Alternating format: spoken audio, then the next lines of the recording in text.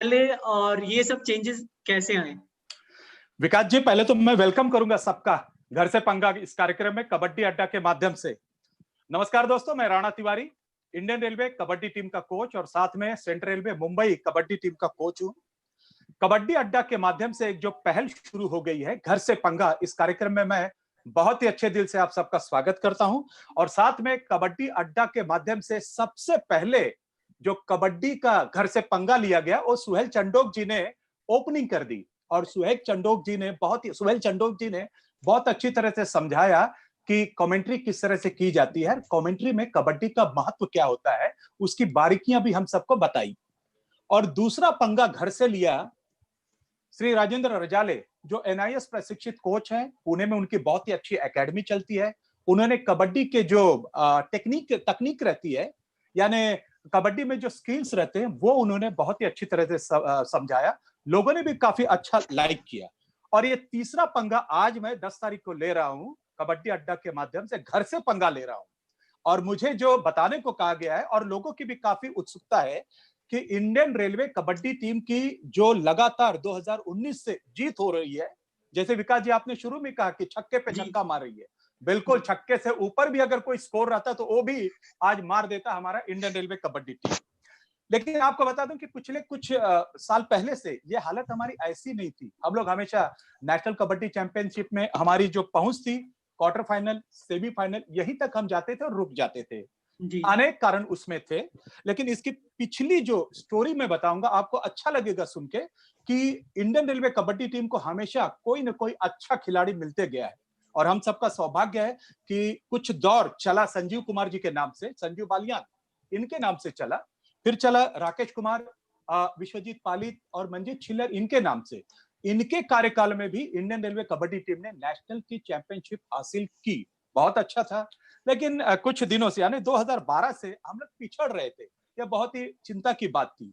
और Indian railway के बारे में, इंडियन रेलवे की उपलब्धि मैं आपको बताऊं विकास जी, और कबड्डी अड्डा के माध्यम से घर से पंगा जो लोग सुन रहे उनको अचरज होगा कि भारत सरकार ने जब सबसे पहली बार 1972 में कबड्डी को अर्जुन अवार्ड देने की जब घोषणा की, आपको बहुत ही खुशी होगी और मुझे बताते समय बहुत ही अच्छी खुशी हो रही है, बहुत ज्यादा खुशी हो रही है कि 1972 में सबसे पहले अर्जुन अवार्ड इंडियन रेलवे के श्री सदानंद महादेव शेट्टे, जो सेंट्रल रेलवे के खिलाड़ी हैं, उन्हें मिला।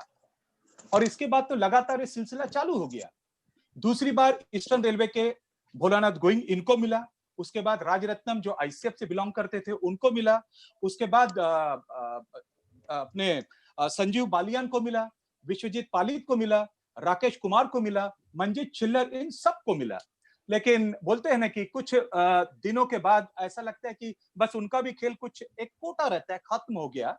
उसके बाद थोड़ी सी हमारी अवस्था खराब हो गई थी। लेकिन 2019 जो हमारे लिए बहुत ही लकी साबित हो गया, बहुत ही अच्छा साल रहा। और पहली बार हम लोगों ने जो 28 जनवरी से लेके 31 जनवरी 2019 को रोहा में, महाराष्ट्र में 66th senior national kabaddi championship थी, वहां पे हम लोगों ने अपना बिगुल बजा दिया और हम लोग चैंपियन हो गए 66 सीनियर नेशनल कबड्डी चैंपियनशिप में। और यहीं पे 2019 में हम लोग नहीं रुके, बल्कि यहां से हम लोग गए पंडित दीनदयाल उपाध्याय मेमोरियल, जो हरियाणा गवर्नमेंट की टूर्नामेंट होती है, 1 करोड़ रुपए की इनाम की राशि दी जाती है। 3rd एडिशन था और ये टूर्नामेंट 22 से 24 फरवरी 2019 के बीच में हिसार में हुई थी। वहां भी वही हमने हिस्ट्री क्रिएट कर दी, वापस इंडियन रेलवे हमारी चैंपियन हो गई। और 2019 में 27 से 29 दिसंबर को जो कोल्लम में, जो केरल में आती है, वहां पे एक इनविटेशनल टूर्नामेंट हुई। वहां भी हमारी इंडियन रेलवे टीम शरीक हुई, हिस्सा लिया और चैंपियन बन गई। और केरला की इस टूर्नामेंट के एक खास बात ये रहा विकास जी और कबड्डी अड्डा के माध्यम से सुनने वाले सभी लोग, कि केरला की ऑल इंडिया लेवल टूर्नामेंट में हमारी पूरी इंडियन रेलवे की टीम गई नहीं थी। कुछ गए थे, कुछ नहीं गए थे, लेकिन आत्मविश्वास से भरी हुई हमारी जो कड़क टीम थी, दबंग टीम थी, वो वहां पे जाके चैंपियन हो गई। और इसके बाद एक और सिलसिला, यानी अभी अभी 2020 में मार्च में, 2 से 6 मार्च 2020 में जयपुर में जो 67 सीनियर नेशनल कबड्डी चैंपियनशिप हुई, वहां पर भी हमारे इंडियन रेलवे कबड्डी टीम ने कारनामा कर दिया चैंपियन होने का। और एक बात बताऊं कि इन सभी चैंपियन होने में, यानी विजेता पद हासिल करने में, एक बात विकास जी कॉमन है, बहुत ही कॉमन है, वो बात ये कि रोहा की 66 इंडियन नेशनल कबड्डी चैंपियनशिप में हमने फाइनल में सर्विसेज को डिफीट किया, हराया। सर मैं यहीं पे आपसे एक बात पूछना चाहूंगा, जैसे अभी पिछले अपने सारे टूर्नामेंट गिनाए, लेकिन अगर मैं हैदराबाद का टूर्नामेंट याद करूं तो उस टूर्नामेंट में आपने सर्विसेज से ही शायद क्वार्टर फाइनल में बहुत करारी शिकस्त हुई थी रेलवेज की, जहां तक हाँ। तो उसके बाद से आपने बदलाव क्या किया कि अचानक से टीम का भाग्य चमक गया, बिल्कुल जीत पे वो बदलाव आपने क्या किए, क्या क्या चेंजेस आप लेके आए जिसकी वजह से ये सब कुछ संभव हो सका? विकास जी आप बहुत अच्छा सवाल पूछ लिया कि 66 सीनियर नेशनल से हम लोग जीतना शुरू कर दिए और 65 उसके पहले जो 31 दिसंबर 2017 और 5 जनवरी 2018 के बीच में तेलंगाना में गच्चीबाउली स्टेडियम में ये 65th senior national kabaddi championship हुई थी, वहां पे महाराष्ट्र चैंपियन हुआ था। आपको एक बात बताएं कि जैसे मैं कहता हूं ना, कोई संजीव कुमार बन जाता है, कोई राकेश कुमार बन जाता है, विश्वजीत पालित बन जाता है, मंजीत छिल्लर बन जाता है, ठीक हमारा दुर्भाग्य ये था वहां पे कि पवन शहरावत था ना, वो तो पवन नहीं था, कोई जानता नहीं था, सब्स्टिट्यूट बेंच पे बैठा रहता था, ऐसे बोलते ना जैसे पैर पसार के बैठा एक छोटा बच्चा, हम लोग तो उसको गिनती भी लेते नहीं थे, बिल्कुल वैसा बैठा था। और हमारा एक दुर्भाग्य दूसरा था उस तेलंगाना नेशनल में कि विकास कंडोला था ना, हमारा जो हैदराबाद में कैंप लगा था ना, उसने अपने पैर में इतनी ज्यादा आइसिंग कर दी कि छाले पड़ गए। वो उस टूर्नामेंट को विकास भी यहीं पे बैठे हुए, तो उनसे जरा हम कुछ जानना चाहेंगे, उनकी क्या यादें हैं उस टूर्नामेंट से लेकर। हाँ उसको पूछिए क्यों बर्फ किसने लगाया था और बर्फ लगाने वाला कौन था, वो भी पूछ लीजिए। विकास को आप लाइए विकास प्लीज आप बताइए क्या यादें क्या है उस टूर्नामेंट से जुड़ी हुई। टूर्नामेंट स्टार्ट होने से एक दिन पहले एंकल में थोड़ी चोट लगी, तो मैंने इतनी आइसिंग की कि वो पूरा रेड होके उसको पूरे छाले हो गए। तो छाले इतने, फिर डॉक्टर के पास गए, एकदम से तो ठीक हुआ नहीं, तो छाले इतने थे कि अच्छे से नहीं खेल पाया मैं। तो कोच साहब तो कह रहे थे कि अगर रेस्ट करना तो कर ले, लेकिन फिर भी मैं खेला, लेकिन मेरी वो इतनी अच्छी परफॉर्मेंस नहीं रही। अच्छा, विकास के पैर में छाले पड़ गए, लेकिन इंडियन रेलवे के दीवाले निकल गए।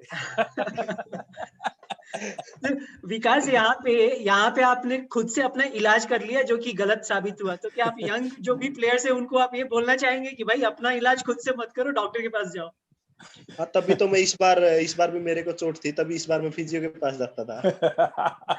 तो सारे यंग प्लेयर्स आप ध्यान रखें, विकास की गलती ना करें, आप बर्फ लेके रगड़ना ना शुरू कर दे। मैं कंटिन्यू हो जाऊं? पवन की बात हो गई, पवन नहीं था, विकास खेल नहीं पाया था, बिल्कुल विकास खेल नहीं पाया था।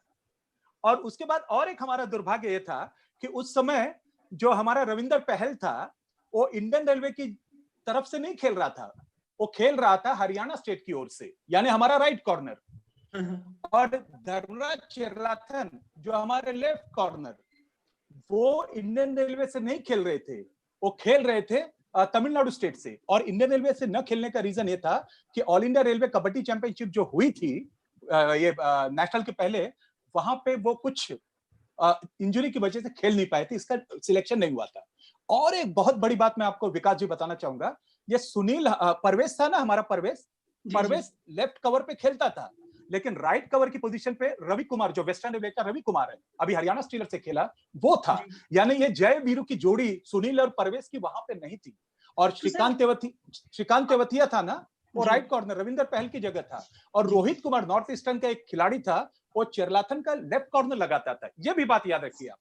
तो सर जैसे अभी आपने बताया रेलवे इंटर जोन चैंपियनशिप की बात की, पिछले 2-3 सालों से हम लोग भी हर उस चैंपियनशिप में जाते हैं, तो क्या ये चैंपियनशिप वो फीडर टूर्नामेंट है आपके रेलवे टीम के सिलेक्शन के लिए? जैसे भारतीय टीम में अगर सेलेक्ट होना है तो नेशनल्स खेलना अनिवार्य है, तो उसी तरह क्या ये आपका जो रेलवे का इंटर जोन चैंपियनशिप है वो फीडर टूर्नामेंट है रेलवे टीम कुछ सेलेक्ट करने के लिए? विकास जी जैसे कहते हैं ना, गंगा में डुबकी लगा लीजिए तो लगता है जीवन सफल हो गया ना, ठीक उसी तरह से हर खिलाड़ी जो रिक्रूट होता है उसका काम है all India inter railway kabaddi championship में हिस्सा लेना।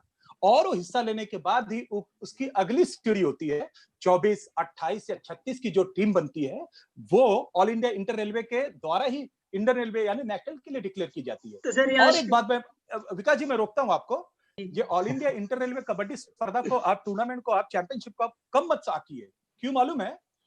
जयपुर में जो कबड्डी चैंपियनशिप हुई सीनियर नेशनल 67, ये मार्च 2020 में हुई, लेकिन दिसंबर 2019 गोरखपुर में नॉर्थ ईस्टर्न रेलवे ने जो ऑर्गेनाइज किया था वो 69th all India railway kabaddi championship थी। यानी सोचिए कि भारत के स्वर्णिम इतिहास में, कबड्डी के इतिहास में all India railway kabaddi championship का कितना महत्व है। तो सर अभी जैसे यहाँ श्रीकांत भी हैं, और तो उनसे कुछ हम जानना चाहेंगे इंटर जोन चैंपियनशिप की कुछ यादें अगर उन जो जुड़ी हुई हैं, कब उन्होंने खेलना शुरू किया, कब उनका सिलेक्शन हुआ है रेलवेज में, पहला वो चैंपियनशिप कौन था इंटर जोन चैंपियनशिप जो उन्होंने खेला। तो हाँ श्रीकांत बोलिए ना। हाँ सर, पहला जो इंटर रेलवे में खेला था 2016 में तो पटना में हुआ था। तो फर्स्ट टाइम मेरा सिलेक्शन हुआ नहीं था, बट कैंप के लिए मेरे को चुना गया था। तो मेरे को कैंप में नर्वस होके पीछे जाना पड़ा, और उस टाइम थोड़ा हिस्ट्री भी हो गया था मेरा कि थोड़ा पूल भी हमारा चेंज हो गया था, मेरा कैच हो गया था टर्निंग पॉइंट पे। तो उस टाइम हम नीचे पूल में हार गए, तो उस टाइम मेरे को सिलेक्शन भी नहीं मिला था उस टाइम। लेकिन विकास जी, एक सवाल पूछूं? बोलिए ना। श्रीकांत, हाँ सर। आप और विकास अभी तो पीकेएल का स्टार्स बन गए, ठीक है, लेकिन पहले से अभी बहुत फर्क है ना। जब नेशनल्स खेल रहे तो अटेंशन इतना है आपके ऊपर, लाइफ में भी बहुत चेंज हो गया है ना, बदल गया। लेकिन नेशनल जब खेल रहे कितना अभी बदल गया, जब आप मैच खेल रहे हैं फैंस के तरफ से कितना चेंज हो गया अभी? सर वैसा देखा जाए तो बहुत सारा चेंज हो गया, क्योंकि फैंस लोग सपोर्ट करते तो हम लोग को भी अच्छा लगता है कि यार हम में भी कुछ चेंजेस लाना चाहिए, हम भी चेंज होना चाहिए जैसे फैन लोग हमको चाहते हैं। तो उस तरह से हम लोग उसको फॉलो करते हैं और खेल में भी थोड़ा चेंजेस लाते हैं। लेकिन प्रेशर भी थोड़ा ज्यादा है विकास आपके ऊपर, क्योंकि जब हम कमेंट्री में दोनों पर इतना हैं और इतने बात करते हैं, तो जब आप नेशनल खेलते हैं थोड़ा और प्रेशर है कि परफॉर्म करना ही पड़ेगा?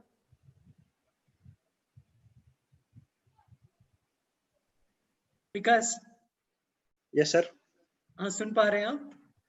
हाँ विकास, नहीं मैं पूछ रहा था कि प्रेशर भी अब ज्यादा है क्या आपके ऊपर जब नेशनल्स खेल रहे हैं, क्योंकि अभी आप पीकेएल स्टार्स भी बन गए, हम कमेंट्री में इतना तारीफ करते हैं आपको, तो अभी जब नेशनल्स खेल रहे हैं तो प्रेशर थोड़ा ज्यादा है या एंजॉय करते हैं मस्ती में? नहीं सर, प्रेशर तो बिल्कुल भी नहीं रहता, क्योंकि इतनी अच्छी टीम है और इतने एक्सपीरियंस खिलाड़ी और कोच साथ में है, तो प्रेशर तो आना ही नहीं देते हमारे ऊपर। बिल्कुल पहले ही बोल देते हैं कि फ्री होके खेलो। प्रेशर क्योंकि इतने साथ में पवन है, श्रीकांत यादव है, रोहित है और इतने एक्सपीरियंस खिलाड़ी जब बन्ना ग्राउंड पे रहते हैं तो प्रेशर तो वैसे ही नहीं आता। गुड, वो तो अच्छी बात है। और विकास, एक और चीज ऐसी सबको बोलना चाहिए, जब आपको कुछ सवाल तो आप कबड्डी के नाम जो है ना उधर वो उस पे चैट कर दीजिए और क्वेश्चंस विकास को भेजो और या तो श्रीकांत को भेज दीजिए, लेकिन कबड्डी अड्डा को भेजो और हम सब पूछेंगे, ठीक है? इनफैक्ट विकास, आपसे एक शैलेश ने यूट्यूब पे क्वेश्चन किया है कि ये इतनी फुर्ती कैसे आती है आप में, वो स्पीड कैसे आता है रेडिंग के टाइम, क्या करते क्या हो आप, क्या प्रैक्टिस करते हो, क्या कैसे करते हो आप?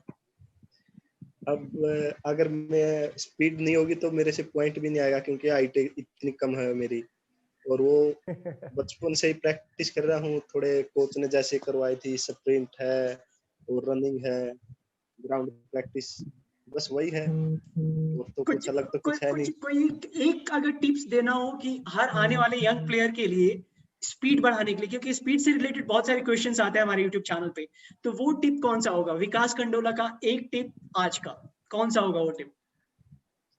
स्प्रिंट, छोटे स्प्रिंट 20 मीटर का, 30 मीटर का, जितने ज्यादा उसके उतने ज्यादा स्प्रिंट, क्योंकि ग्राउंड इतना छोटा 13-10 का है, तो रेडर के लिए स्पीड ज्यादा जरूरी है।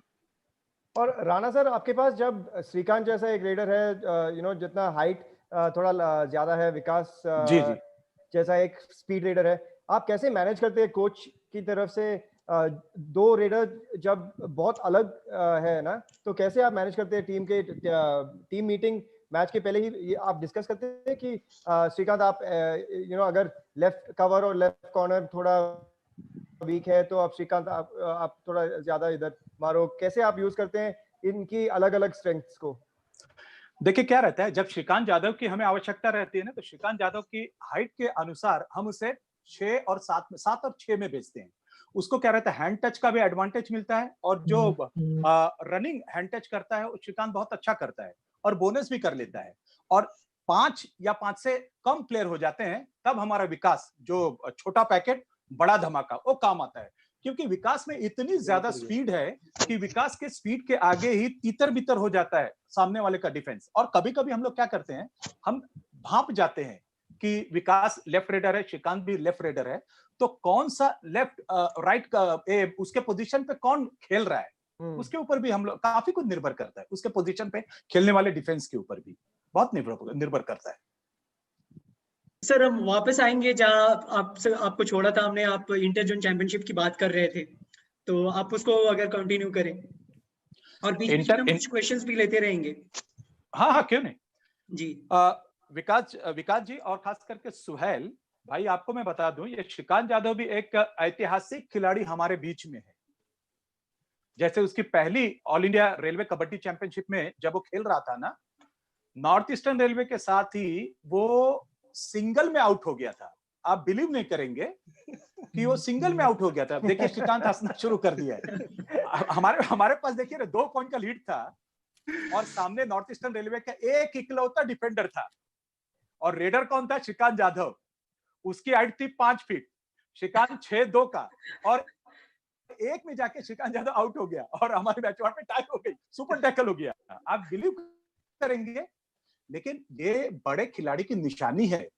उस साल से लेके दूसरे इंटर रेलवे तक श्रीकांत जाधव बहुत रोया था, आपको मैं बताता हूं, बहुत रोया था। लेकिन वो जो आंसू बहे थे ना, एकदम यानी लहू के जैसे समान थे, और उसने रिवेंज भी ले लिया। अगले साल ही इंडियन रेलवे में सिलेक्ट हो गया और उसने बहुत अच्छा परफॉर्मेंस देना शुरू कर दिया। ये भी एक खास बात होती है ऐसे बड़े खिलाड़ियों की। विकास जी, और मैं आपको बताता हूँ, श्रीकांत आपको याद है वो रेड याद है आपको? आप बता दो ना, आपकी माइंड में क्या हो रहे थे उस टाइम? तो उस टाइम क्या होता सर कि 2 ग्राउंड चालू, लगातार दोनों तरफ मैच चालू था। तो उस ग्राउंड में भी विसल बज गई और इस ग्राउंड में विसल बज गई। तो मेरे को उस टाइम ऐसा लगा कि उस ग्राउंड में विसल बज गई, हमारी विसल बज गई मेरे ग्राउंड में, तो मैंने छोड़। अरे लेकिन सेंट्रल तो उसके बाद देखा तो अरे विसल तो बाकी बज गया।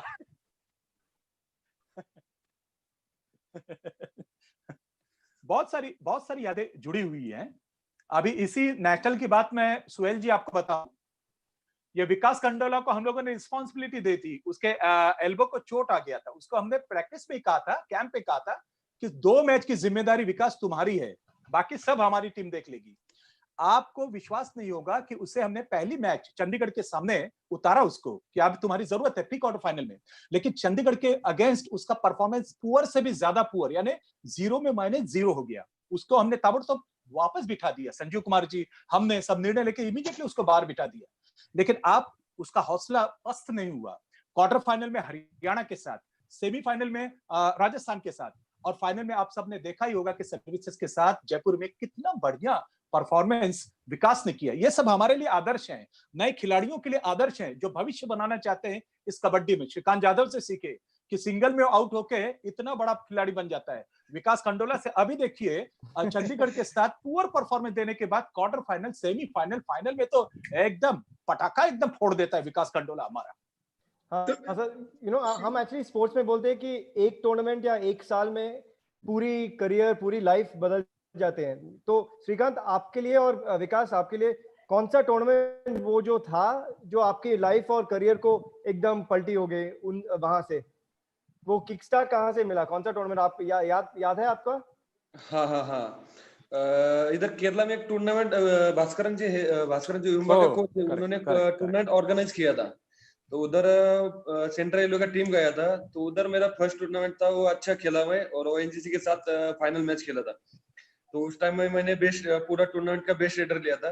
तो उसी टाइम में सर ने देखा, भास्करन सर ने, और मेरे को युम्बा में लिया। तो उधर से मेरा चालू हो गया। और विकास आपके लिए? विकास, मेरा जब मैं जूनियर एशियन चैंपियनशिप खेलने गया था, वो ईरान में हुई थी, तो वहां से बिल्कुल पूरा मूवमेंट चेंज हो गया। उसके बाद तो सब कुछ जॉब भी मिल गई और रेलवे से खेलने का मौका मिला। तो ये इंडियन टीम में आपका सिलेक्शन कैसे हुआ, जूनियर इंडियन टीम में? आपने कौन से टूर्नामेंट में खेला था उसके पहले? जूनियर नेशनल खेला था मैंने, जो एमपी में उज्जैन में हुआ था जी। और वहाँ पे भी मेरे को बेस्ट रेडर चुना गया था, तो वहीं से सब कुछ फिर तो अच्छा ही अच्छा होता चलेगा। कौन से टीम से खेलते थे आप जूनियर नेशनल में? मैं साई की तरफ से, स्पोर्ट्स अच्छा अथॉरिटी ऑफ अच्छा, इंडिया। तो आपने साई में ट्रेनिंग किया हुआ है? हाँ, मैंने 3 साल साई में ट्रेनिंग किया। कुछ हमें बताएंगे, क्योंकि बहुत से फैंस जानना भी चाहते हैं कि साई में कैसे सिलेक्शन होता है, कैसे ट्रेनिंग होती है, तो आपका क्या एक्सपीरियंस रहा साई में, उसके बारे में कुछ बताएंगे आप हमें? मैं गांधीनगर साई में था, तो वहीं पे पहले ट्रायल के लिए गया था, तो मैं पहले ट्रायल हुई, उसके बाद सिलेक्शन हुआ था, तो उसके बाद साई की टीम से मैं जूनियर नेशनल खेला था। तो पहले ट्रायल देना पड़ता है वहाँ पे जाने के लिए। सर अच्छा, नमस्ते सर। शेला ब्रदर आ गए आप? सर वो सर आप वो हाँ हाँ, विकास आप बता रहे थे साई के बारे में। हाँ, तो वहाँ पे रह के पहले ट्रेनिंग का बहुत अच्छी ट्रेनिंग करवाई, जयवीर कोच साहब थे वहाँ पे। हाँ हाँ। तो उसके बाद जो हमारी नेशनल के अंदर टीम गई थी, बहुत ही अच्छी टीम थी, सुनील, परवेश और हम सभी साथ में थे वहीं गांधीनगर। तो वहाँ पे जब जूनियर नेशनल उज्जैन में हुई थी तो हमारा गोल्ड आया था, वहाँ से इंडिया कैंप में सिलेक्शन हुआ था और इंडिया कैंप से फिर एशियन चैंपियनशिप में गए थे रान। और श्रीकांत, तो फिर जैसे अभी इन्होंने बताया, विकास ने बताया कि साइंस से इन्होंने शुरुआत किया खेलना, वहां जाके ट्रेनिंग की। आपके इनिशियल डेज जो थे, आपने जब शुरू किया था तो कैसे, कहाँ पे शुरू किया था, कहाँ खेलते थे आप, वहीं अहमदनगर में या कहाँ पे? नहीं, मैं बॉम्बे साई से खेल रहा था। अच्छा बॉम्बे साई में तब वो सुषमा मैडम और केवल चंद सुतार, ये 2 कोच थे हम लोगों को। तो उधर से बड़े बड़े प्लेयर भी उधर ज्यादा प्रैक्टिस करते थे और सीनियर नेशनल इंडिया कैंप भी उधर लगते थे। हाँ तो हाँ। मैंने उधर ही कबड्डी सीखी और उधर से चालू कर दिया। तो बड़ा मोटिवेशन मिलता होगा उन प्लेयर्स, बड़े बड़े प्लेयर्स को देख के, क्या माहौल कैसा रहता था वहाँ पे? बहुत बहुत बढ़िया माहौल रहता था। जैसे पंकज सेठर हो गया, बहुत सारे सब, राकेश कुमार, मंजीत, ये उधर उनका इंडिया कैंप लगता था, बड़े बड़े जो प्लेयर थे। तो मनप्रीत हो गया, ऐसे बड़े प्लेयर उधर है, तो उनको देखते थोड़ा मोटिवेट हो जाता है, होते देखिए यार हमें भी ऐसा बनना है। तो उसी हिसाब से हम भी प्रैक्टिस करते थे उधर। नितिन मदने, सुनील लाड़के, बहुत सारे मतलब बड़े प्लेयर, जितना भी बड़े प्लेयर है सब उधर आते थे, तो उसको देख के थोड़ा मोटिवेट होते थे और प्रैक्टिस कर रहे थे। तो यहाँ पे अभी जैसे एक दर्शक ने सवाल पूछा है, सतीश सेट्टीगर, उन्होंने पूछा है कि how to become a successful raider, एक सक्सेसफुल रेडर कैसे बने? तो क्या इसका कुछ मंत्र है या कैसे, कुछ बताएंगे आप? इनको बताएंगे कि हाँ, कितनी मेहनत करनी पड़ती है इसके लिए, कुछ बताइए आप।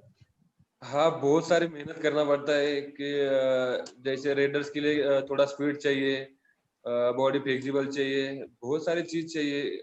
रेडर के लिए नए नए डिफेंस अटैक करना चाहिए, बहुत सारे चीज होते हैं, वो सीखना चाहिए, तभी तो सक्सेसफुल बन सकता है।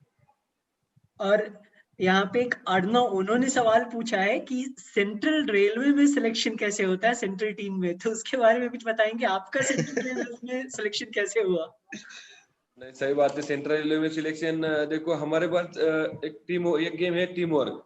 तो टीम में क्या होता है कि जो पोजीशन कम है उसके लिए वो प्लेयर चुना जाता है। तो जो मान लो कॉर्नर हमारे पास कम है, तो कॉर्नर की जगह कौन सा प्लेयर अच्छा है, अभी फॉर्म में कौन सा प्लेयर खेल रहा है, कौन सा परफॉर्मेंस अच्छा कर रहा है और आगे भी कौन सा परफॉर्मेंस अच्छा करेगा कम एज में, वो थोड़ा चुना जाता है, उस पर ज्यादा फोकस किया जाता है और उसका वैकेंसी निकालना जाता है। जैसा सेंट्रल लेवल से वैकेंसी निकाला जाता है, नहीं तो हम दिल्ली बोर्ड से वैकेंसी लेके आते हैं, तो उसी हिसाब से हम भर्ती करते हैं उन लोगों को। और विकास, ये कुछ आपको पीकेएल का कुछ याद है, या सर आप हमें बताइए कि प्रो कबड्डी में करीब अच्छे खासे प्लेयर्स हैं, 40-50 प्लेयर्स हैं जो भारतीय रेल की तरफ से आते हैं, तो एक बड़ा हिस्सा है। तो उसके बारे में कुछ बताएंगे, प्रो कबड्डी और रेलवेज की भागीदारी के बारे में सर? विकास जी, ये सवाल किसको, विकास कंडोला को पूछा है कि मुझे पूछा है? आपसे मैं पूछ रहा था सर। ओह, मुझे पूछा है। तो देखिए विकास जी, अब मुझे क्या लगा कि विकास कंडोला से आपने पूछा है, फिर सच उनके माने में पास जाएंगे कि हाँ उन्होंने हाँ, कैसे ज्वाइन किया, जी, कैसे जी, पहली बार बिल्कुल बिल्कुल बिल्कुल। हाँ आपको जान के आश्चर्य होगा कि कुछ कुछ नहीं तो 50-52 तक 55 तक कबड्डी खिलाड़ी जो हमारे जोनल रेलवे से प्रो कबड्डी लीग में खेलते हैं और बेहतरीन प्रदर्शन भी करते आगे हैं। और प्रो कबड्डी लीग का एक देखा जाए तो बहुत ही बड़ा हिस्सा रेल का परिवार रहता है, रेल के जितने भी खिलाड़ी रहते हैं वो रहता है। और इसके लिए रेलवे स्पोर्ट्स प्रमोशन बोर्ड भी बहुत ही अच्छा सहयोग भी करता है, परमिशंस दे देना, उनको किसी भी प्रकार की तकलीफ ना होना, ये सब भी देखता है। यानी सोच लीजिए जिस ऑर्गेनाइजेशन, जिस संगठन के 50-55 प्लेयर्स अगर प्रो कबड्डी लीग में रहे अलग अलग टीमों में, तो कितना बड़ा यानी बोलते हैं कारखाना, फैक्ट्री है भारतीय रेल। और भी एक बात मैं बहुत अच्छा बताना चाहता हूं, क्योंकि देखिए अभी अभी जो टीम डिक्लेयर की गई वर्ल्ड कप के लिए, आपको जान के अचरज होगा कि एक नहीं दो नहीं बल्कि 10 खिलाड़ी रेल विभाग के ही इस 36 के प्रोबेबल्स में है। आपको मैं नाम भी गिनवा देता हूं, पवन है, रविंदर पहल है, विकास कंडोला है, रोहित गुलिया है, सुनील और परवेज है, और बिहार स्टेट से खेलने वाले जो ईसीआर के हैं, नवीन है, अशोक है, मनीष है, और श्रीकांत जाधव अनफॉर्चुनेटली इस बार पहला स्टैंड बाई है। आप सोचिए कि इंडियन रेलवे के 10 खिलाड़ी 36 में होना एक कितनी बड़ी उपलब्धि है भारतीय रेल के लिए और कबड्डी परिवार के लिए।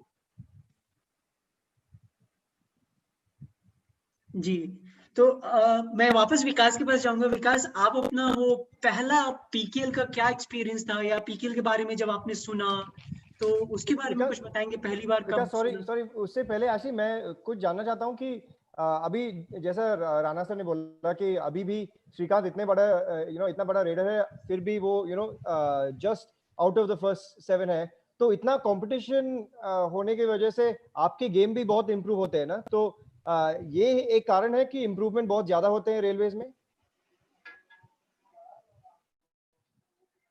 विकास आपके लिए? सर मुझे सब विकास और श्रीकांत के लिए, क्योंकि मोटिवेशन ज्यादा चाहिए ना, जब इतने सारे हाई क्वालिटी प्लेयर्स है तो टीम में ब्रेक इन करना है तो इतना मुश्किल है, तो मोटिवेशन ज्यादा है और आपकी पीक परफॉर्मेंस एकदम ऊपर ही रखना पड़ेगा ना। हाँ, उसके लिए परफॉर्मेंस बहुत अच्छी रखनी पड़ेगी, क्योंकि सभी इतने अच्छे खिलाड़ी है रेलवे की तरफ से, जितने भी खिलाड़ी हैं। और उसके बाद ये है कि अगर हम रेलवे से खेल रहे हैं तो सबका यही होता है कि हम फर्स्ट 7 में खेलें और अपना अच्छा दें, और ताकि जो अच्छा खेलेगा उसी का इंडिया कैंप में सिलेक्शन होगा और आगे इंडिया टीम में जाएगा। सभी का सपना होता है कि इंडिया के लिए खेलें। अब इस बार जो रेलवे की टीम थी 12 के 12 प्लेयर इक्वल थे, ये नहीं कह सकते कि ये कम था ये ज्यादा था, लेकिन फिर भी वही है कि खेले तो 7 प्लेयर खेलेंगे ग्राउंड पे, फिर भी अपनी परफॉर्मेंस को ज्यादा से ज्यादा, ताकि आगे और अच्छा कर सके। हाँ, क्योंकि अगर हम रेलवेज टीम को देखेंगे तो पूरी 12 जो प्लेयर्स हैं वो ऐसी 2 टीम भी बना सकते हैं और दोनों टीम चला सकते हैं नेशनल टीम में। तो श्रीकांत, अभी ट्रेनिंग में क्या इंटेंसिटी ज्यादा है क्या? अगर आप दूसरी सारा टीम्स देखेंगे नेशनल्स खेल रहे हैं और आपकी ट्रेनिंग जो होते हैं, क्या ट्रेनिंग में ही आपको ये डिफरेंस देख सकते हैं?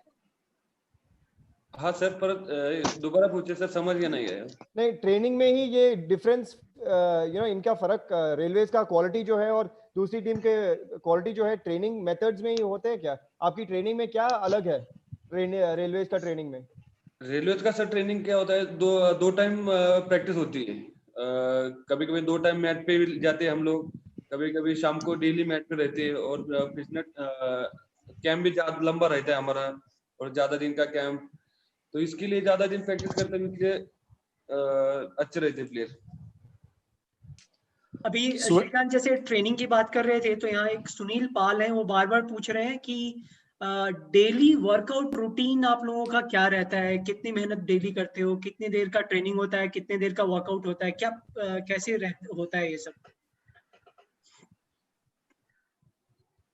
किसके लिए सवाल है? सुनील पाल हमारा चैट में है। श्रीकांत आपके लिए, विकास कोई भी आप जवाब दे सकते हैं। आप लोग अपना वर्कआउट प्लान और ट्रेनिंग प्लान बताएं कि दिन भर कैसे तैयारी करते हैं आप लोग, और अभी क्वारंटीन में कैसे कर रहे हैं? और अभी कैसे कर अभी रहे हैं तो वो ज्यादा जरूरी अभी तो लॉकडाउन चल रहा है तो घर पे ही चल रही है एक्सरसाइज जो भी है। अभी मतलब ग्राउंड प्रैक्टिस तो कर नहीं सकते, तो यही है जब कैंप लगते हैं वहीं पे हमारे को सिखाया जाता है। 2 से 2.5 घंटे सुबह, 2-2.5 घंटे शाम को, दोनों टाइम में होती है। और जब प्रो कबड्डी का कैंप लगता है तो 3 बार भी 3 टाइम भी प्रैक्टिस होती है। तो इसमें फिटनेस का कितना टाइम होता है, स्किल्स के लिए कितना टाइम होता है, कुछ स्पेसिफिक होता है ऐसा क्या कि हाँ फिटनेस इतना देर करना है, इतना देर स्किल के लिए करना है? ज्यादातर मॉर्निंग की प्रैक्टिस तो फिटनेस और स्किल प्रैक्टिस होती है, और जो इवनिंग प्रैक्टिस होती है वो मैच सिचुएशन के हिसाब से प्रैक्टिस होती है। कभी 2 में रेड, 3 में रेड, 5 में, अलग अलग सिचुएशन दी जाती है। तो श्रीकांत, आपके लिए अभी अब कैसे आप फिट रह रहे हैं, और ये लॉकडाउन के बाद फिटनेस का रूटीन क्या है आपका, क्योंकि पीकेएल खेलने के लिए बहुत फिट होना चाहिए अभी। सर बराबर आपने बोल दिया, क्योंकि क्या है अभी पहले कैसे मिट्टी पे कबड्डी खेलते थे तो उस टाइम इतना स्टेमिना नहीं लगता था। अभी मैट पे है ना, तो इसलिए स्पीड वर्कआउट और स्टेमिना बहुत लगता है, तो इसलिए सुबह मैक्सिमम तो फिटनेस पे ज्यादा फोकस करते हैं और शाम को मैट प्रैक्टिस उस पे ज्यादा फोकस किया जाता है ज्यादा। तो फिटनेस पे ज्यादा सुबह स्पीड वर्क हो, इंडिविजुअल हो, कोर्स है, तो इस पे कभी कभी जिम मार लेते हैं, तो इस पे थोड़ा फोकस करते हैं, क्योंकि जो इसमें जो मसल में कमी है तो उस पे ज्यादा फोकस करते हैं।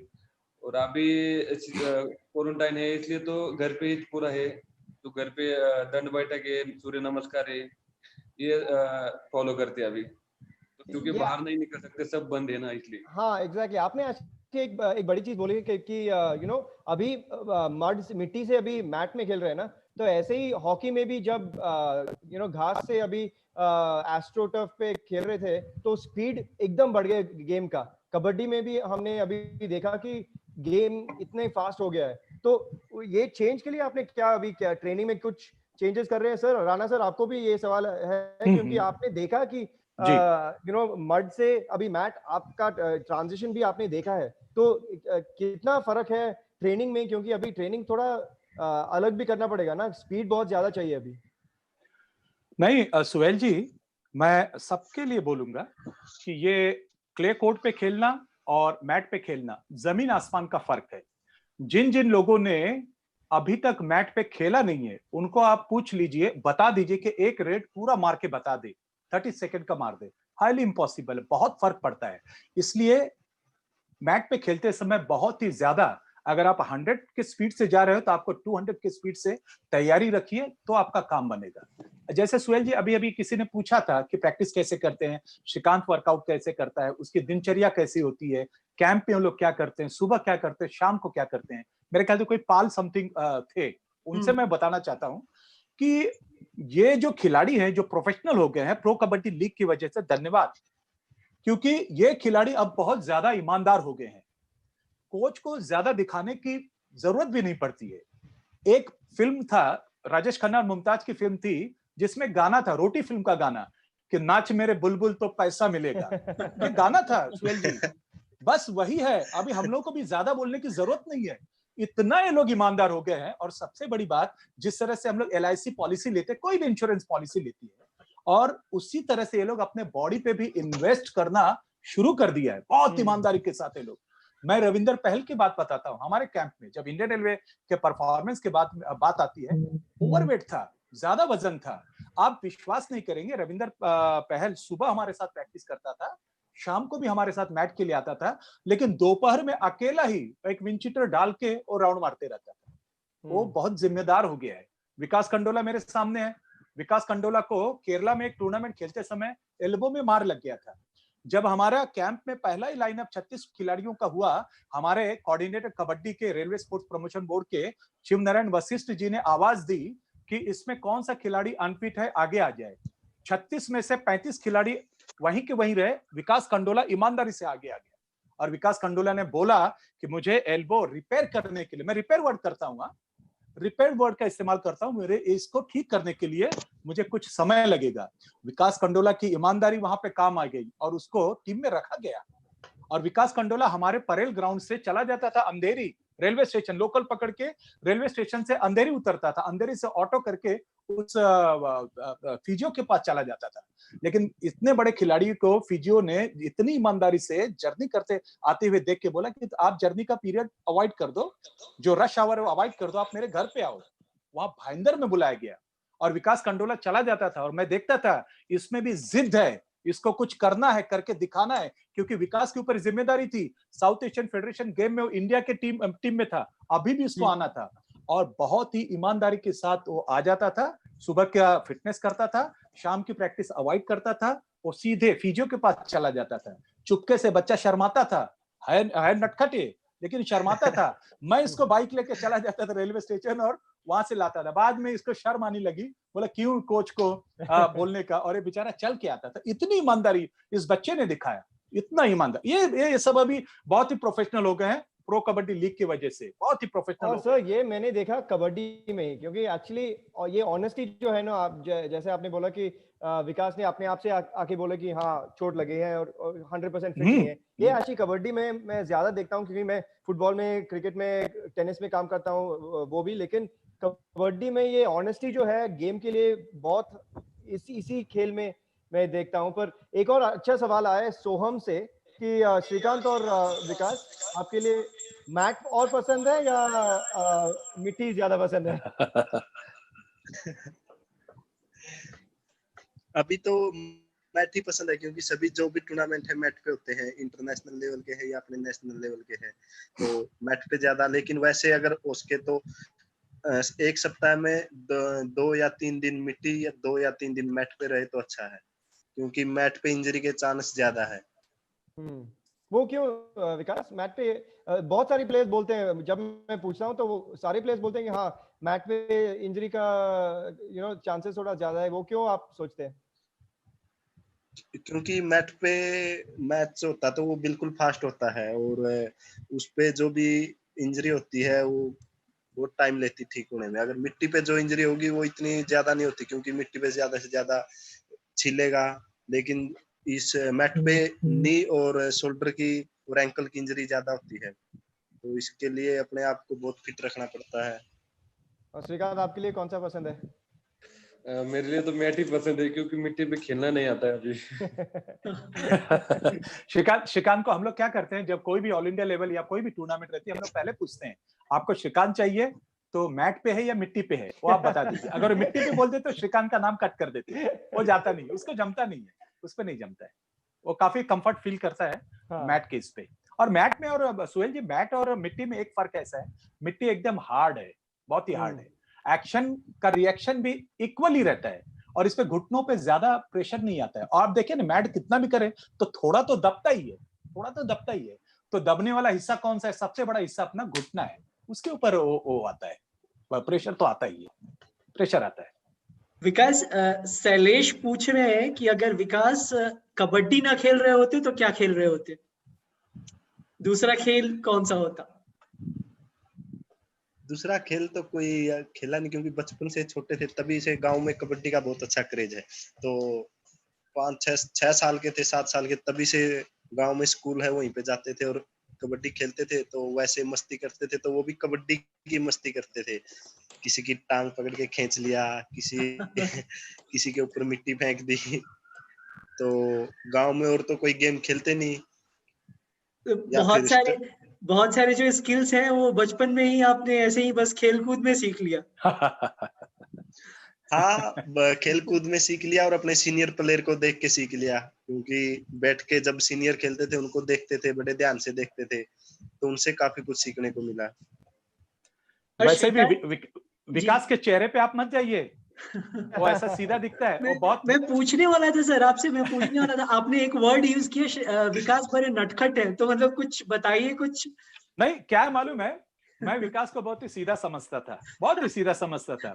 और देखा जाए तो सबसे बदमाश हमारे टीम में अगर कोई है तो विकास कंडोला। ये 3 साल लग गए मुझे समझने को, 3 साल लग गए, इतना बदमाश है, मालूम ही नहीं पड़ रहा था। और कभी कभी क्या होता है मालूम है, हम लोग भी जानबूझ के ना ओवरलुक कर देते हैं, आंख इस तरफ कर देते हैं। जैसे घर में कोई बुजुर्ग रहता है ना, उसको मालूम है उसका बेटा पीछे से चिढ़ा रहा है, वो आंख बंद कर दे, चलो चिढ़ा कौन रहा है, अपना बेटा ही तो चिढ़ा रहा है ना। वैसा ही हमारा विकास है, ऐसे बहुत बदमाश है वो। बहुत बदमाश है। कोई एक इंसिडेंट जो आपको याद हो, जो आप शेयर करना चाहते हो, और अभी जिससे एम्बेरस हो विकास भी थोड़ा सा। नहीं, ऐसा कर दूंगा ना तो कैंप पे फर्क पड़ जाएगा। मैं उसके कान में बोलूंगा और आपको टेलीफोन में मैं बता दूंगा कि कौन सी बात है, क्योंकि विकास हमारे लिए बहुत ही यानी खजाना है ना, खजाना है हमारा बहुत। सर जो है सबके सामने है, बता दो अब तो। पहले बात सुहेल जी, हम लोग ना आपको देख के हमको लगता था कि आप ही गोरे हो, आप ही चिकने हो, लेकिन देखिए विकास कितना चिकना हो गया है। मैं कल इसको पूछा ड्राई रन के समय, ये मुझे बोला कि मैं ये घर में ज्यादा हूं ना, इस वजह से मैं गोरा हो गया हूं। मैं बोला कि यार कल अन्ना भी जुड़े थे, मैं भी जुड़ा था, श्रीकांत यादव जुड़ा था, हम लोग को भी वो क्रीम बता दे ना, कौन सी क्रीम तो इस्तेमाल करता है। तो परवेज बेंसवाल कौन सा क्रीम यूज करते हैं फिर? अरे परवेज की बात ही मत बोलिए। परवेज को ना तो बहुत लोग तो फॉरेनर ही समझते हैं। हाँ, जाके सीधा इंटरेक्ट करते हैं ना, अंग्रेजी बोलना शुरू कर देते हैं उसके साथ। ईरान से जो है सर क्रीम कुछ नहीं है, बस घर पे रह के चूरमा खा रहे हैं देसी घी में। आपको पता होगा हरियाणा का घी, दूध, दही बहुत अच्छे से फेमस है। 2-4 बार खाया भी है। सुहेल से पूछो। सुहेल, हम लोग जब हरियाणा जाते हैं तो हम लोग इतना घी लेके आते हैं, वो बटर, व्हाइट बटर रिंधाना से। हाँ, तो बस अब वही खा रहे हैं घर पे। आपका अच्छा विकास, एक सवाल ये भी आया है कि आपका इंस्पिरेशन कौन था, आपका आइडल कौन था, जिसको आपने बचपन से देखा और उनकी तरह बनना चाहते थे? मैं बचपन से ही राकेश कुमार और अनूप कुमार को, दोनों को देखता था, तो यही सोचता था कि मेरे को भी इन जैसा बनना है। क्योंकि एक बार एशियन गेम का मैच देखा था मैंने टीवी पे, तो उस टाइम में राकेश कुमार और अनूप कुमार को देख के बहुत अच्छा लगा था। तो इन्हीं से काफी कुछ, इनके मैच देख के काफी कुछ सीखा। श्रीकांत, आप हमें बताइए, आपका क्या बचपन से किसको आपने देखा, कौन आपके आइडल रहे? भाई सर, आई थिंक 7 या 8 में ना वडोदरा में, मुंबई में वडोदरा में नेशनल हुआ था। तो उस टाइम 2012 में हुआ था, सॉरी। तो उस टाइम मैंने फर्स्ट अनूप कुमार को देखा था, और उसके बाद नितिन मदन, ये दोनों अच्छे खिले थे उधर, और राकेश कुमार भी। तो उनको मैंने देखा और उसी टाइम सोचा कि मैं भी ऐसा प्लेयर बनूंगा। और विकास, आपने अभी बोला कि अभी आप बटर और घी खा के अच्छे से घर का खाना खा रहे हैं, लेकिन जब पीकेएल का कैंप हो रहे थे या रेलवे का कैंप हो रहे, तो अभी डाइट भी क्लीन अप हो गया है, न्यूट्रिशनिस्ट आ गए हैं, तो ये कितना मुश्किल है ये स्विच चेंज करने के लिए, आप दोनों के लिए, श्रीकांत के लिए और विकास के लिए? बहुत बड़े चेंज है ना ये। बहुत ही मुश्किल है, क्योंकि वहां पे जाने के बाद डाइट पूरी चेंज हो जाती है। तो वहां पे अगर हम अपने घर से घी लेके जाते हैं तो उसको अलग से रख लेते हैं कि नहीं, यहाँ पे घी तो बिल्कुल भी नहीं खाना। और हमारी आदत है कि हम घी के बगैर तो खाना अच्छा ही नहीं लगता। तो वहां पे जाने के बाद बहुत मुश्किल है। लेकिन फर्क देखा बॉडी में जब ये सारे न्यूट्रिशनिस्ट आए और ये चेंजेस किया है खाने में, आपको चेंज लग रहे हैं कुछ? हाँ, बहुत चेंज है, क्योंकि वो जो भी खाना देते हैं वो हमारे लिए बहुत अच्छा रहता है। और घर पे तो हम कुछ भी, लस्सी भी ली, दूध, दही ऐसे ही खाते रहते हैं। तो जो वहाँ कैंप में जाने के बाद जो चेंज आता है वो हमारे लिए बहुत अच्छा रहता है। तभी इतने लंबी लीग चलती है और तभी इतनी अच्छी परफॉर्मेंस कर पाते हैं।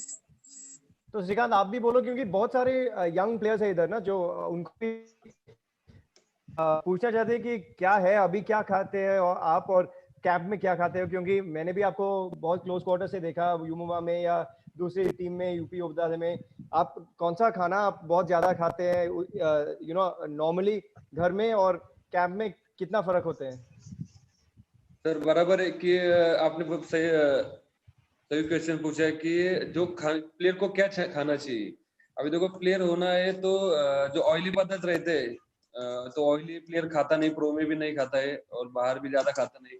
और प्लेयर को 2 चीज तो बहुत पसंद है, एक दूध और घी। ये तो खाते ही खाते प्लेयर। चाहे कोच चिल्लाए, चाहे ट्रेनिंग डॉक्टर चिल्लाए, तो ये प्लेयर खाएंगे ही खाएंगे 2 चीज।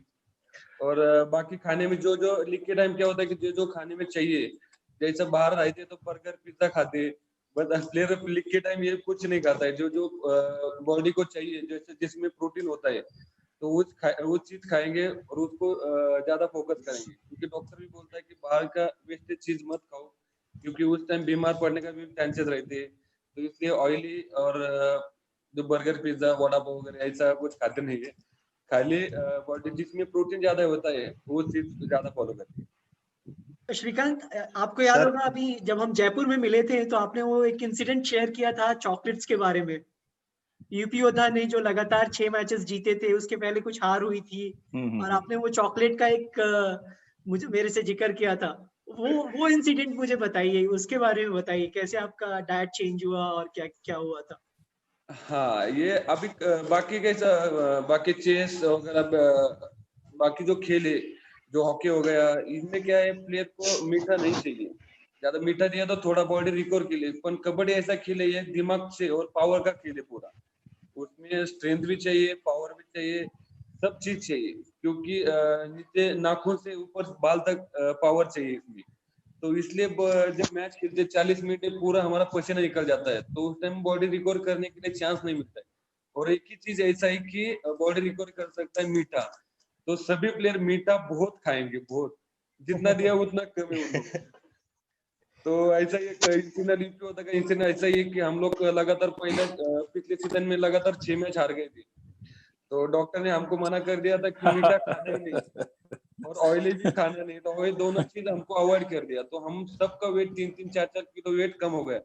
तो पहला ही हमारा मैच हो गया था तेलुगु टाइटन से, सॉरी तमिल सलावर से, तो हमको 1 साइड मारा था उन्होंने। तो ऐसा लग रहा था कि घर से उठा के लाया है, ऐसा लग रहा था लोकल टीम में। तो उस टाइम में लगातार हम 6 मैच हार गए, पर मैंने उस टाइम मैं बोला कि नहीं, मेरे को मीठा चाहिए और मेरे को मीठा बहुत पसंद है, मैं डेली मीठा खाता हूँ। तो मैं बाहर जाके मीठा चुरा के मीठा लेके आया मॉल से, और वो मैंने खाया मैच के 2-3 दिन पहले। और उसके बाद मैच में अच्छा खेला, मैंने उस टाइम 10 या 12 पॉइंट मारा था। तो मेरे को हमारा यूपी वाला का सीए आके बोला, तू इतना अच्छा क्यों खेला? तो मैं बोला, मैं जो खेला ना तो मीठा की वजह से खेला, मेरे को चाहिए था, मैंने मीठा खा लिया। मेरे बैग में आधा बैग तो मेरा मीठा ही गया था पूरा पूरा डेयरी मिल्क भरा था पूरा। तो उसी टाइम से फिर हमारा वो डाइट प्लान पूरा बंद कर दिया और मीठा चालू कर दिया, और कुछ भी खाओ। तो उस टाइम से फिर हम लगातार मैच जीत के गए। विकास जी, मीठा की बात चलती है ना, जी जी खाने पीने की बात चलती है ना, तो आपको मैं बता दूं विकास जी जी कि हमारे इंडियन रेलवे कबड्डी टीम में जब होटल में हम लोग रुकते हैं ना, जी। तो सबसे ज्यादा नोट किया जाने वाला रूम का नंबर रहता है, वो किसका रहता है मालूम है? धर्मराज चिरलाथन का।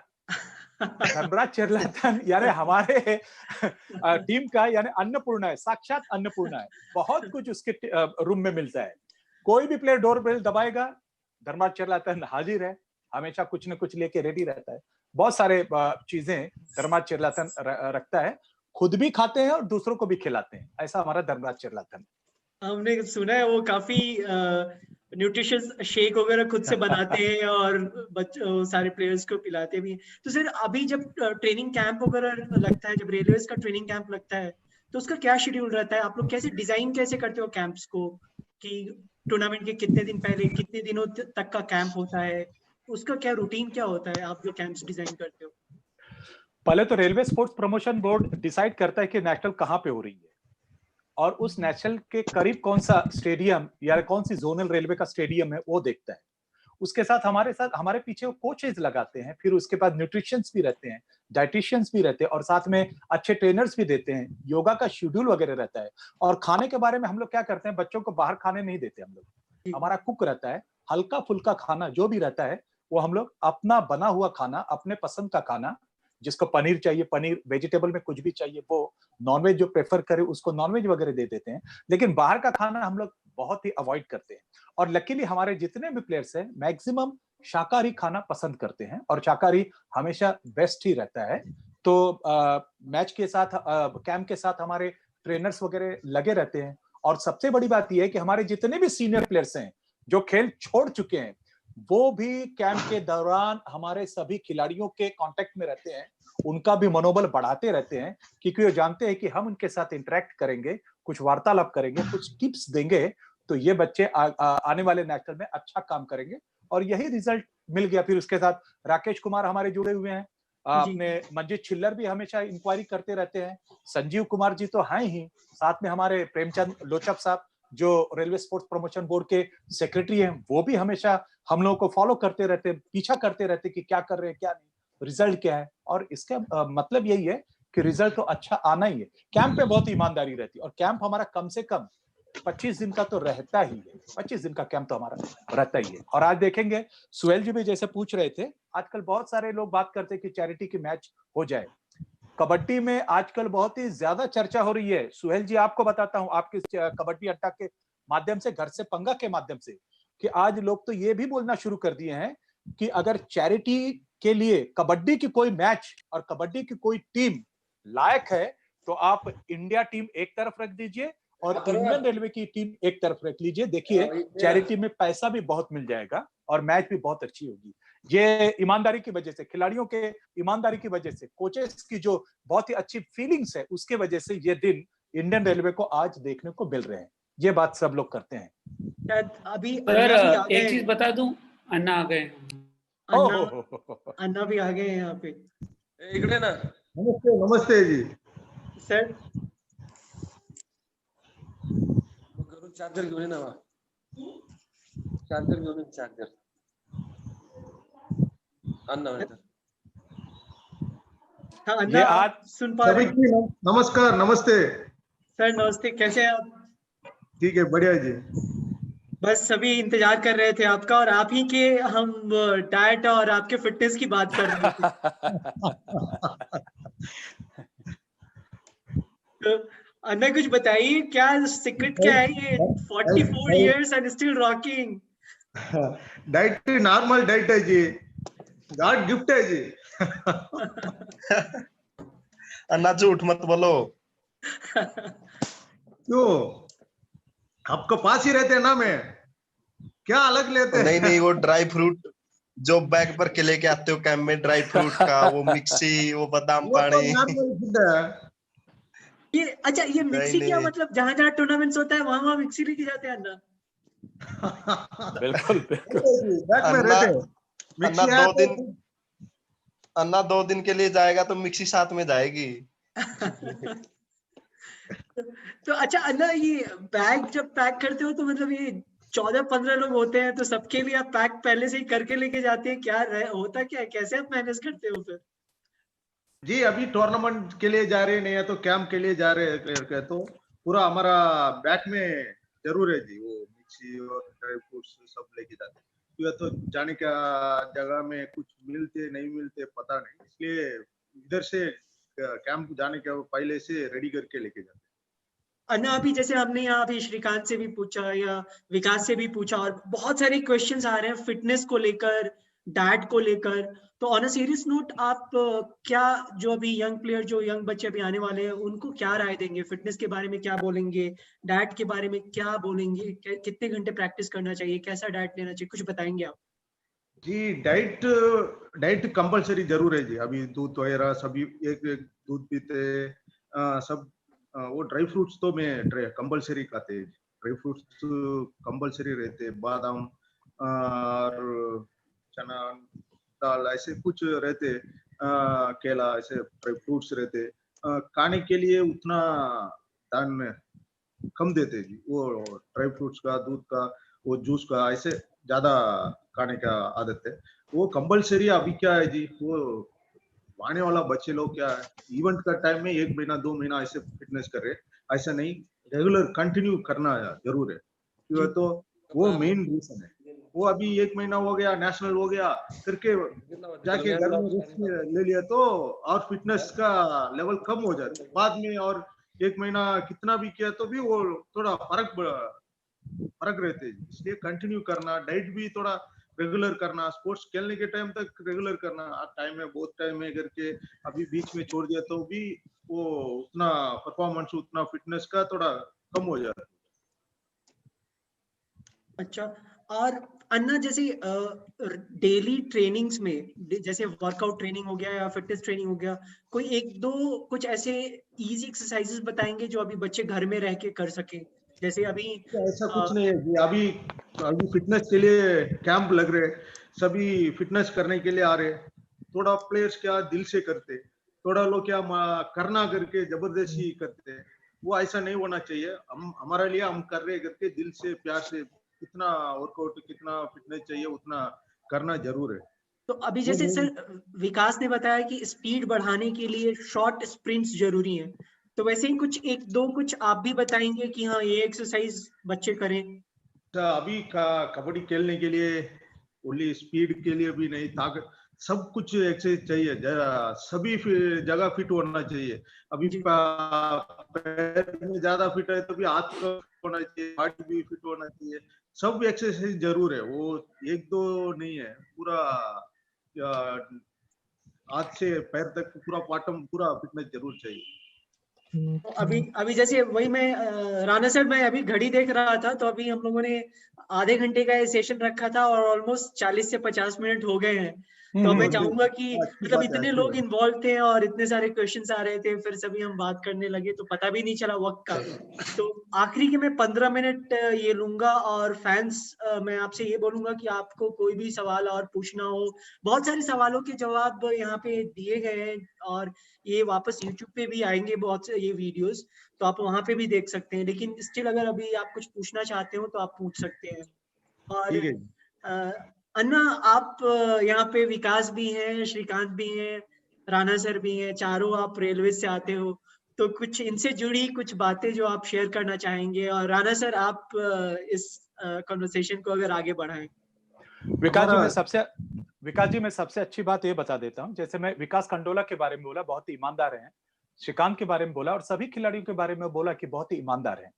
आज देखिए हम लोग भले कोच हैं, मैं संजीव कुमार जी, हम लोग कोच हैं इंडियन रेलवे के, लेकिन आप देखेंगे कोच बाहर से गाइड करता है, मार्गदर्शन करता है, इशारे करता है, लेकिन एक खिलाड़ी हमारे टीम में ऐसा है जो कैप्टन भी बनता है, टीम का मुखिया भी बनता है, टीम का सीनियर प्लेयर भी बनता है और अंदर ही अंदर वो पूरा कोच का भी काम करता है।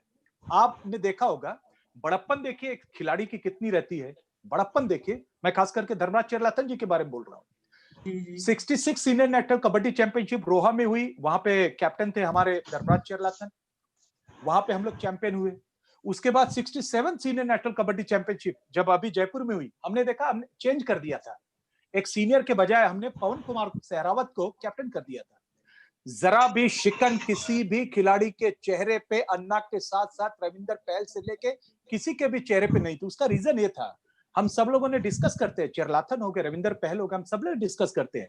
आपको मालूम होगा कि दीपक हुड्डा को कैप्टन किया गया था साउथ एशियन फेडरेशन गेम में और हमारे पवन सहरावत को वाइस कैप्टन किया गया था ये साउथ एशियन फेडरेशन गेम में।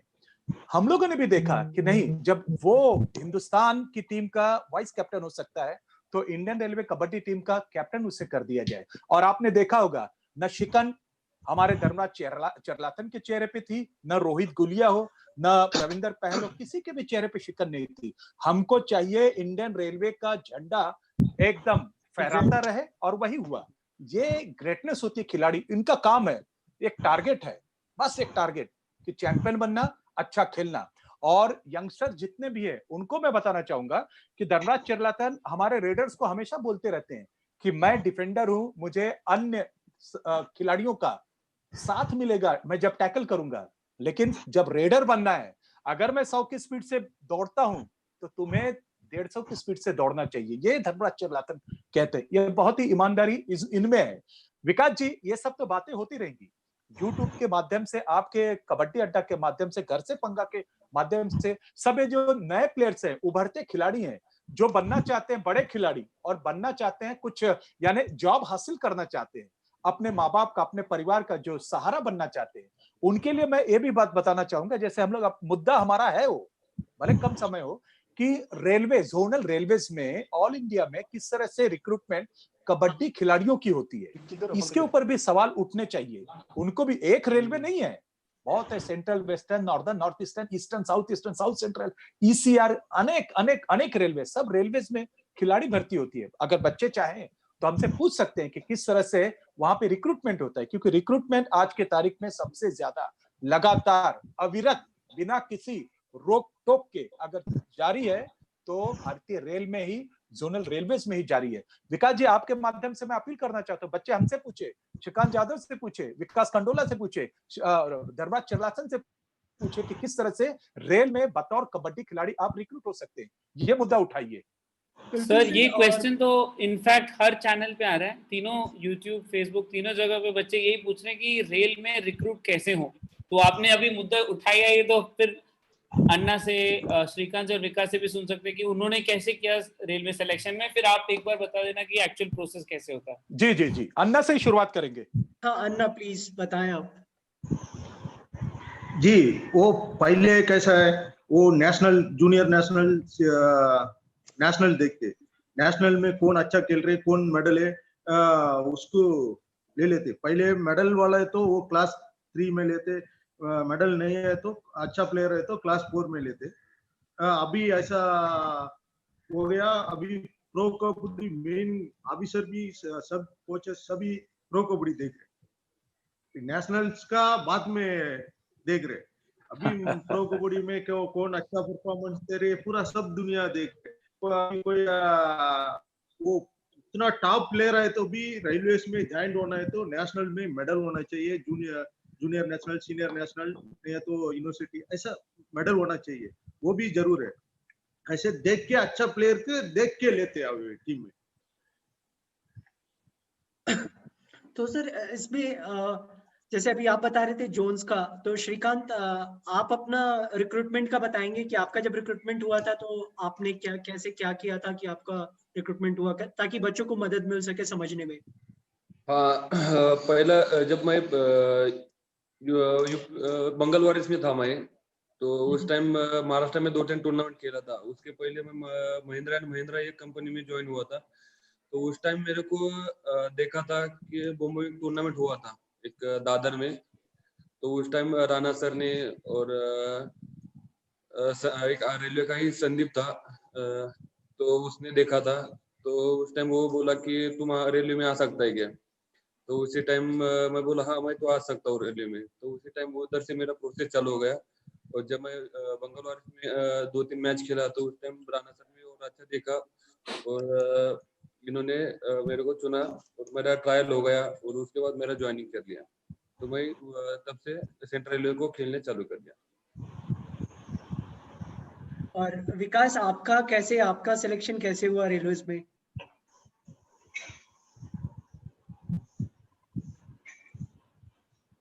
विकास वो सो गया जी, बहुत टाइम हो गया ना।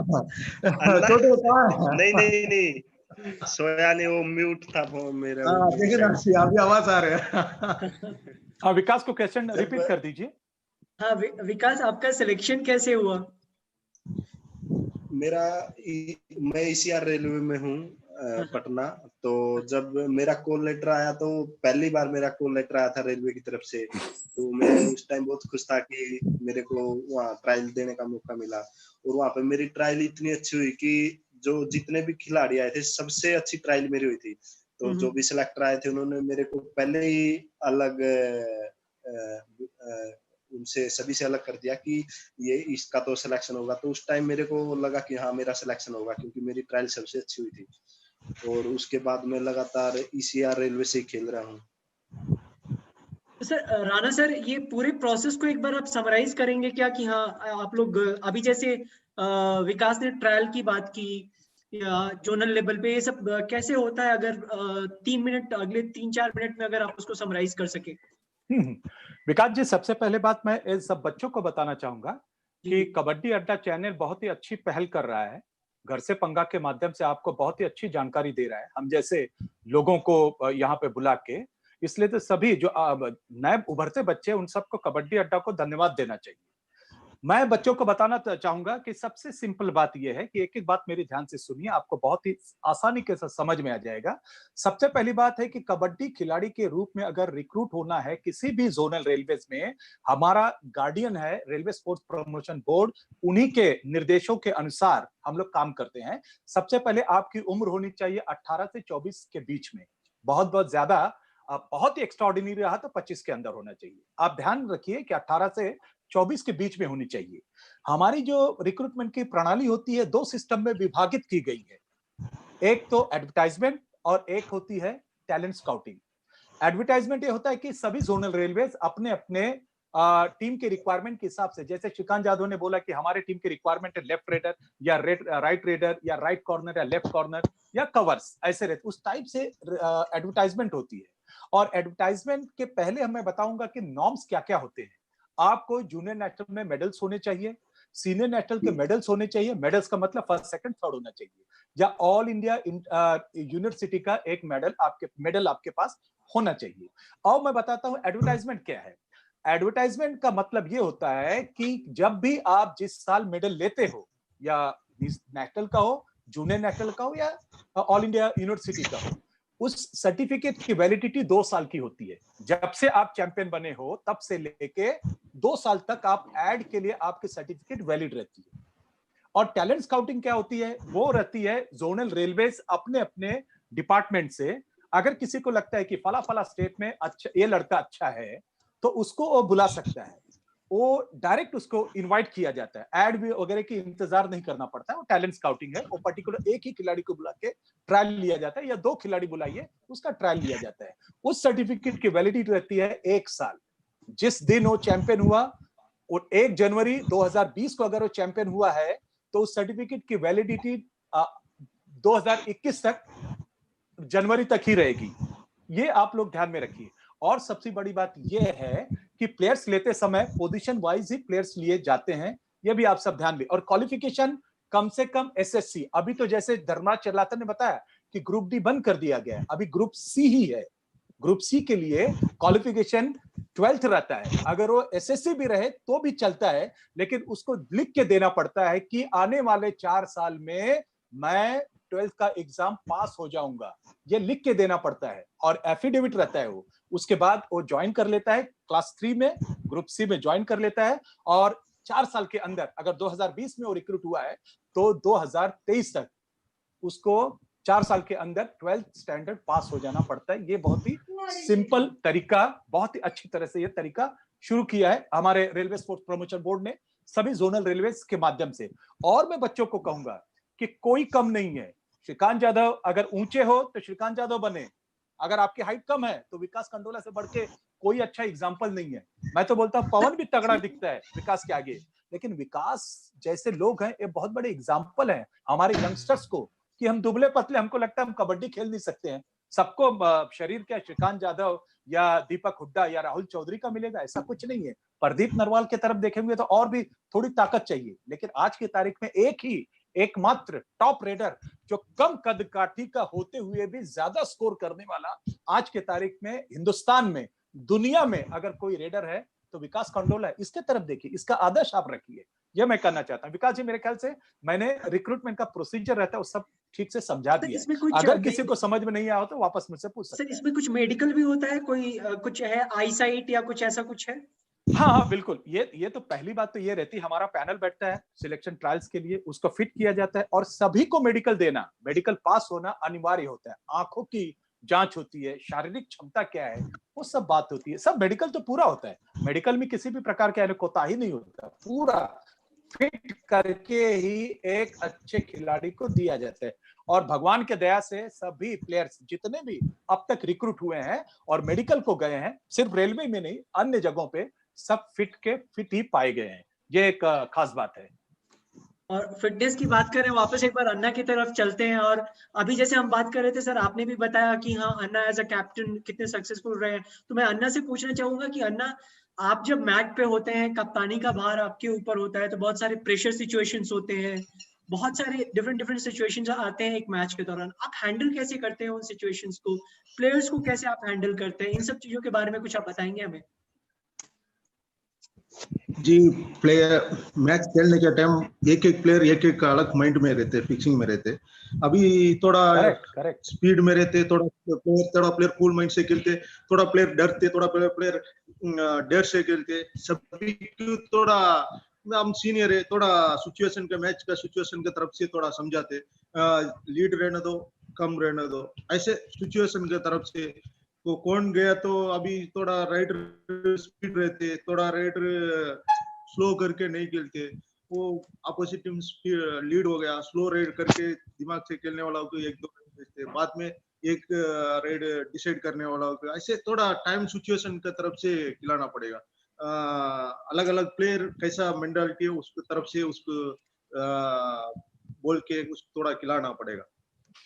तो अन्ना, मैच वाले दिन, जिस दिन मैच होता है उस दिन आप अपने आप को मेंटली कैसे प्रिपेयर करते हैं? जैसे पीकेएल का इंपॉर्टेंट मैच हो या कोई भी मैच, उस दिन अपने आप को मेंटली आप लोग कैसे प्रिपेयर करते हैं अपने आप को? अभी जूनियर प्लेयर से आ रहे, वो मेंटली प्रेशर में रहते, उसको कुछ नहीं होते, टीम की तरफ से हम प्रेशर लेते, हम सीनियर है, हम पूरा मैच खेलते, एक्सपीरियंस में आ गया, वो प्रेशर ज्यादा नहीं लेते, क्यों तो सिचुएशन की तरफ से हम खेलेंगे करके। वो अपोजिट टीम भी हम हमारा साथ पूरा सभी प्लेयर दुनिया में सभी के साथ खेला, सभी प्लेयर ऐसे खेलते हैं, ऐसे सिचुएशन 2-3 पॉइंट लीड रहने दो, अभी नेशनल में लीड होने के बाद भी सर्विसेज को कोई बात नहीं चलेगा, और बहुत टाइम है, 20 मिनट टाइम है, हम ले लेंगे करके ऐसे सबको डेर दिया, समझाया, बाद में ऐसे वापस ले लिया पॉइंट, वापस लेके भी जीत गया, ऐसे थोड़ा मोटिवेट करना पड़ेगा अंदर। तो जैसे मैच वाले दिन, जिस दिन मैच होता है उस दिन आपकी दिनचर्या क्या रहती है? उस दिन का खान पान उस दिन का क्या रहता है आपका? कैसे अपने आप को आप प्रिपेयर करते हैं? प्रिपेयर अपोजिट टीम में कौन कौन खेलते हैं, वो कॉर्नर डिफेंस कैसा खेलते हैं, कौन क्या करते हैं, अटैक, ऐसे प्लानिंग करते, माइंड में फिक्स कर लेते। उसके बाद मैच में खेलने के टाइम हमारा डिफेंडर को वो राइडर ऐसा करते, थोड़ा ध्यान रखो, ऐसे राइडर भी जा गया तो वो देख, वो लेफ्ट कॉर्नर थोड़ा फास्ट एडवांस रहते हैं, तो राइट कवर एडवांस रहते हैं, उसको देख के ऐसे थोड़ा समझाने के लिए थोड़ा पहले प्लान कर लेते हैं। श्रीकांत, आप बताएं, आप अपने आप को मैच वाले दिन कैसे प्रिपेयर करते हैं? क्या दिनचर्या क्या होती है उस दिन की आपकी? सर वो ऐसा देख मैच के ऊपर रहता है, सामने वाला टीम कौन सा है और कौन से रेडर है, कौन सा डिफेंडर है, तो उसकी हिसाब से कोचेस वगैरह वो प्लान बताते, उसी हिसाब से खेलते हैं हम लोग। और उस दिन क्या खान पान या उस दिन का ट्रेनिंग का, कितनी देर सोते हो या कुछ ऐसा कोई गेम खेलते हो उस दिन, या क्या करते क्या हो आप जिस दिन मैच होता है उस दिन, उसके पहले? मैच के पहले दिन रात में मोबाइल पूरा जमा कर लेते और पूरा नींद सोते, और सुबह 6-7 बजे उठाते, थोड़ा एक्सरसाइज वर्कआउट होगा थोड़ा करते, नॉर्मल बॉडी स्ट्रेचिंग वगैरह, थोड़ा योगा वगैरह करते हैं, और जाके फिर अच्छा ब्रेकफास्ट करके थोड़ा मीटिंग वगैरह होता है और सो जाते हैं। फिर दोपहर में थोड़ा गेम वगैरह खेलते हैं ताकि कोई माइंड पे प्रेशर ना आए, इसलिए थोड़ा फोन वगैरह अलाउड नहीं कर, मतलब यूज नहीं करते ज्यादा, थोड़ा गेम खेलते हैं और शाम को मैच के लिए प्रिपेयर होके जाते हैं। और विकास, आप बताएं, आप अपने आप को कैसे प्रिपेयर करते हैं मैच वाले दिन? मैं पहले तो ये देखते हैं कि मैच किसके साथ है, जिस भी टीम के साथ मैच है उसकी वीडियो देखते हैं कि ये डिफेंडर कैसा है, रेडर कैसा है, और उसके बाद वही जैसे जापान ने बताया, फोन तो जमा कर लेते हैं, एक दूसरे के रूम में जाके मस्ती करते हैं ताकि फ्रेश माइंड रहे, क्योंकि प्रेशर तो आने नहीं देते, कोच इतने अच्छे कोच है और सीनियर प्लेयर है। तो सर मैं वापस आपके पास आऊंगा, जैसे आप हैं, राणा सर हैं,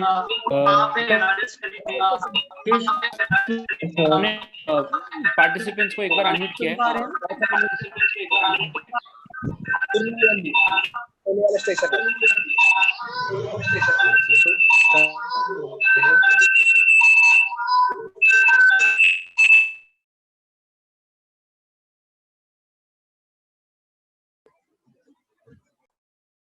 राणा सर रिपीट करिए। हाँ निकल गया सर, मैं ये कह रहा था, जैसे संजू बलियान सर हैं, राकेश सर हैं, आप हैं, तो रेलवेज ने जहाँ इतने बड़े बड़े प्लेयर्स हैं, उनमें से players as a very successful coaches भी कन्वर्ट हुए हैं, और उनको मैं धन्यवाद देना चाहूंगा, आपको मैं धन्यवाद देना चाहूंगा कि आप लोगों का सर ये पीकेएल के सिलेक्शन कैसे हुआ, वो काफी सराहनीय रहा है।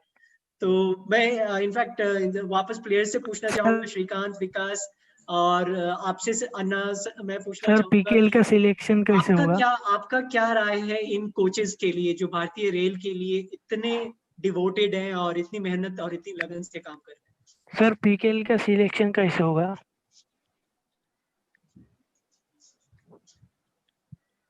सर यहाँ चेतन मोरे पूछ रहे हैं कि पीकेएल में सिलेक्शन कैसे होगा। यह सवाल मुझसे है? हाँ, आप सर या श्रीकांत अगर आप जवाब देना चाहें। हाँ, श्रीकांत श्रीकांत बेटर भाई, है। श्रीकांत भाई। धनराज चरलाथन। तो सवाल कौन मैं दूं? हाँ सर। हाँ तो देखो अभी श्रीकांत आप बताइए। हाँ, प्रो कबड्डी से अभी प्रो कबड्डी में जो नया करेंसी निकला है, जो न्यू यंग टैलेंट, तो उसमें 19 से 22 तक जो ये एज का जो बंदा है वो प्रो कबड्डी में जो पहला एनवाई के हर स्टेट में ट्रायल होता है, तो उसी में चुना जाता है। उसके बाद बम्बई में इनका एक प्रॉपर 150 या 200 लोगों का कैंप लगता है, में से चुना जाता है। प्रो कबड्डी में जो ओनर लोग हैं वो उधर जाके उधर देखते हैं कौन अच्छा खेलता है कौन नहीं, तो उसमें जिनको जो पसंद आता है उधर से वो सिलेक्ट करके अपने टीम में बुला लेते हैं। ये चंद्रपुर और जो बाकी लोग हैं जो 22 से ऊपर जो है, तो इन्होंने कंपलसरी सीनियर नेशनल में खेलना ही है, नहीं तो डिपार्टमेंट जो टूर्नामेंट होता है तो वो टूर्नामेंट जो होता है उसमें खेलना है, तो उसमें भी अच्छा खेला तो उसमें भी ले सकते हैं।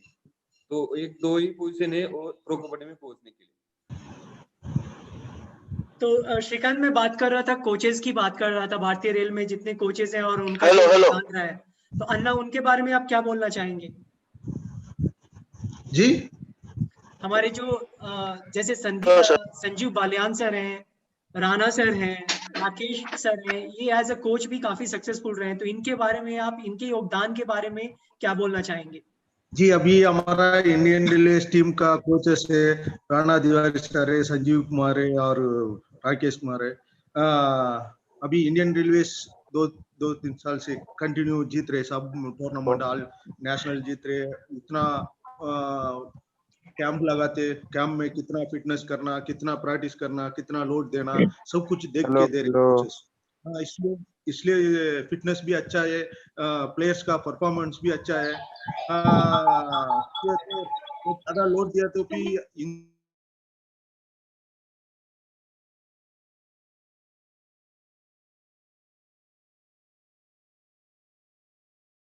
भी दान देते, क्या डेट कैंप में क्या करे, क्या एक दिन का ये ऐसे पूरा सब कुछ देखते, इसलिए हमारा टीम अच्छा परफॉर्मेंस दे रहे।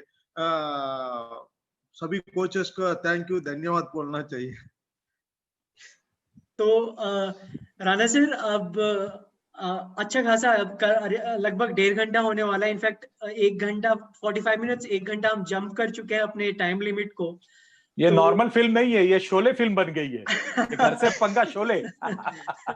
तो अभी अब आज के हालात पे थोड़ा बात कर लेते हैं। जैसे चारों तरफ कोरोना है और सभी अपने अपने घरों में बंद हैं। इनफैक्ट श्रीकांत भाई से मैं बात कर रहा था कल, और इसके पहले भी हम लोगों ने देखा कि श्रीकांत भाई काफी सोशल वर्क भी कर रहे हैं। काफी चीजें मैंने देखी कि वो कैसे घूम के गरीबों के बीच बांट रहे हैं। तो उसके बारे में श्रीकांत आप कुछ बताएंगे और हमारे दर्शकों को बताएंगे कि ऐसे वक्त में किन चीजों का ख्याल रखें और कैसे रहें। श्रीकांत भाई। सर अभी जो मतलब तहसील हो, डिस्ट्रिक्ट हो, तो डिस्ट्रिक्ट लेवल में जो बाहर के लोग आए हैं, मतलब अपना परिवार का गुजारा करने, तो अभी क्या है उन लोगों को काम नहीं है, क्योंकि अभी पूरा बंद है, तो उन लोग काम नहीं कर सकते। घर में जो खाना है तो खाना उनका खत्म हो गया है, तो इसके उनके पास चारा नहीं कुछ खाने के लिए। तो इसलिए ये मैंने देखा, मैं थोड़ा बाहर गया तो मैंने देखा, तो मैंने उनको ये पूरा सामान दे दिया। और मेरे साथ बहुत बड़ा टीम है, कम से कम हम 150 लोग हैं, तो हम पूरा मेरा जो तहसील है, तहसील में पूरा बांट रहे। तो उनके जब मैं बांटा तो उनके आंखों से पूरा आंसू आ रहे थे कि यार क्या सिचुएशन आ गया अपने इस पे। तो हम मैं तो ये फील किया तो कि मैं तो बहुत सुखी है, पर इन लोगों को एक वक्त खाना दिया तो ये कितना अच्छा अपने भगवान का आशीर्वाद देंगे, तो इसलिए मैंने वो दे दिया। तो ये आप भी बहुत अच्छा सबको ये कहना चाह रहा है कि आपके पास भी पैसा है, आपके पास जो है तो सबको बांटिए, क्योंकि एक तिल है 7 जन खाते, मिलके खाते, तो आप भी थोड़ा थोड़ा बांटिए और उनका आशीर्वाद लीजिए। क्योंकि अभी सिचुएशन भी ऐसा है, तो आप एक परिवार जैसा, इंडिया एक परिवार है, तो आप बिल्कुल। एक दूसरे को मिलना चाहिए और मिलके बांटना चाहिए, क्योंकि बहुत सारे अमीर लोग हैं और गरीब लोग भी है, तो सब इकट्ठा मानेंगे तो अपना देश भी जल्दी कोरोना से मुक्त हो जाएगा। और एक दूसरे को भी ख्याल लेना चाहिए।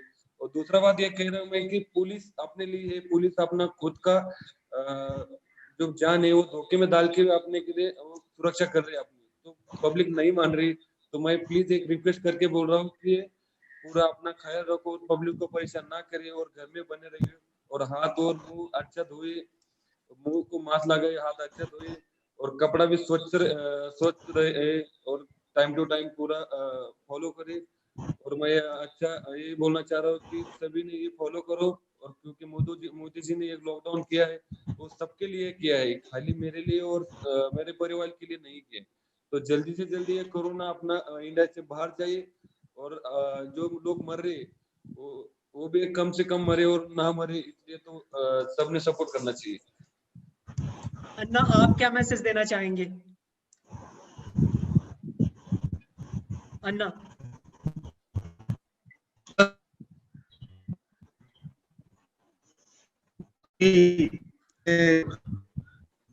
कोरोना वायरस के लिए अभी सभी लोग गवर्नमेंट ऑर्डर दिया, तो सब कितना सपोर्ट पब्लिक का उतना है, वो हमारा चेन पूरा डिफेंस में ऐसे कंट्रोल करके थोड़ा घर से बाहर मत घूमना, बाहर मत जाना, घर में रहना जरूर है। वो हमारा लिए नहीं है, सभी देश के लिए हम बहुत घर में रहना जरूर है, जरूर है, जरूर, वो देश को बचाने के लिए। और अन्ना, हमारे बहुत सारे दर्शक हैं जो तमिलनाडु और इस साइड से, तो उनसे 2 लाइन आप तमिल में एक अपील कर दें तो काफी अच्छा रहेगा।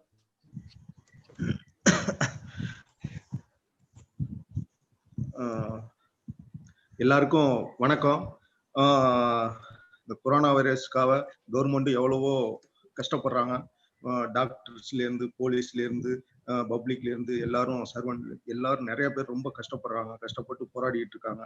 அதுக்காக எல்லாரும் நம்மளால முடிஞ்ச, மக்கள் நம்மளால முடிஞ்ச ஒரு ஹெல்ப்னா எல்லாரும் வீட்டுல எவ்வளவுக்கு எவ்வளவு வீட்லயே இருக்கோமோ அவ்வளவுக்கு பப்ளிக் எல்லாருக்கும் நல்லது. எல்லாருக்கும் வேண்டி கேட்டுக்கிறது என்னன்னா, எல்லாரும் கவர்மெண்ட்டுக்கு சப்போர்ட் பண்ணி வீட்டுல இருந்து நம்ம நாட்டை காக்கிறதுக்கு எல்லாரும் हेल्प பண்ணணும். நன்றி, வணக்கம். धन्यवाद अन्ना। विकास, आप क्या संदेश देना चाहेंगे? मैं यही कहूंगा कि जब तक लॉकडाउन है अपने घरों में रहे। अगर कुछ ज्यादा जरूरी काम है तभी घर से बाहर निकले, और जब भी घर से बाहर निकले तो पूरी सेफ्टी के साथ मास्क लगा के और पूरी सेफ्टी के साथ घर से बाहर निकले। और जो भी अपने घर के आसपास जो भी गरीब है, भूखे लोग हैं, उनको खाना दें, क्योंकि ये टाइम अपने इंडिया में नहीं पूरे विश्व में ये महामारी चली हुई है। तो ज्यादा से ज्यादा अपने और अपने परिवार का ध्यान रखें। और जब तक लॉकडाउन है घरों से बाहर न निकले, क्योंकि ये जो लॉकडाउन लगाया गया है अपनी सेफ्टी के लिए लगाया गया ताकि हम सुरक्षित रह सके। तो जब तक लॉकडाउन है अपने घरों में रहे। तो राणा सर, अब मैं वापस आपके पास आऊंगा और आपके संदेश के साथ इस सेशन को यहीं पे बंद करेंगे। और राणा सर, मैं ये बोलना चाहता हूँ कि एक बार फिर हम लोग वापस मिले, और विकास है, श्रीकांत है, अन्ना है, तो ये सेशन हम जारी रखेंगे कि मतलब कोशिश करते हैं कि अगले 1, 2, 3, 4 हफ्तों में फिर से हम प्लान करके वापस एक और सेशन करें और कुछ और चर्चा करें। और तब तक मैं सभी अपने जो भी पार्टिसिपेंट्स हैं मैं उनको यही बोलूंगा कि अभी आप चाहें तो एडवांस में हमें क्वेश्चंस भेज सकते हैं। यहाँ कई बार ऐसा होता है कि हम बहुत सारे क्वेश्चंस का जवाब नहीं दे पाते हैं, या बहुत सारे रिपीट क्वेश्चंस हैं जिसका जवाब पहले ही आप दे चुके हैं या कुछ ऐसा है। तो आप बहुत सारे जो क्वेश्चंस हैं आप भेजते रहिए, हम उस क्वेश्चंस को इकट्ठा करके अपने पास रखेंगे और हम कोशिश करेंगे कि हम जी हम पूछ सकें और आपको हम सही जवाब दे सके। और बाकी इसको इस पूरे शो को आप दोबारा से YouTube पे देख सकते हैं, तो वहां पे आपको पता चल जाएगा कि हाँ हमने क्या क्या जवाब दिया है, सर ने क्या क्या चीजें बताई हैं। बिल्कुल तो बिल्कुल आपको बिल्कुल। वापस वहां पे मिल जाएंगी। तो सर मैं आपके पास अब वापस आऊंगा और मैं चाहूंगा कि आपके संदेश के साथ साथ इस सेशन को हम यहीं पे खत्म करेंगे। बस विकास जी, मैं हमारे कबड्डी अड्डा के माध्यम से घर से पंगा के सभी दर्शकों को मैं बताना चाहता हूं कि ये जो घर से पंगा हमने लिया, सब अपने अपने घरों में बैठ के पंगा लिया है हमने। धर्मराज चेरलाथन तमिलनाडु से हमें ज्वाइन किया, अपने गांव से। श्रीकांत यादव है अहमदनगर, जो जिला महाराष्ट्र का है, शिरडी के करीब है, वहां से उन्होंने घर से पंगा लिया। हमारा विकास कंडोला है, इसने घर से पंगा लिया अपने हरियाणा से, और मैं मुंबई से घर से पंगा ले रहा हूं। तो मैं सभी दर्शकों को बोलना चाहता हूं कि जो जो लोग मेरी आवाज सुन रहे हैं, मुझे स्क्रीन पे देख रहे हैं, कि प्लीज आप घर के बाहर जाके पंगा मत लीजिए। घर से पंगा लेंगे तो मैं मिलूंगा, श्रीकांत यादव मिलेगा, धर्मराज चेरलाथन मिलेंगे और विकास कंडोला मिलेगा, लेकिन बाहर जाके अगर आपने पंगा लिया तो कोरोना मिलेगा। तो प्लीज आप घर के बाहर मत जाइए, घर में रहिए, सुरक्षित रहिए, सरकार का आदेश का पालन करिए। और इस कोरोना जैसे महामारी से पूरा विश्व चपेट में आ गया है, भारत भी इससे अछूता नहीं है। तो कृपया आप सबसे हाथ जोड़ के विनती है, कबड्डी अड्डा के माध्यम से, घर से पंगा इस प्रोग्राम से, कि कृपया आप बाहर जाके कोरोना से पंगा बिल्कुल मत लेना। धन्यवाद। सर एक आखिरी सवाल विकास और श्रीकांत से अजीत बराला कर रहे हैं, और इसी सवाल का ये जवाब चाहे दे या ना दे, हम इसके बाद बंद कर देंगे। ये पूछ रहे हैं कि विकास और श्रीकांत ये शादी कब कर रहे हैं?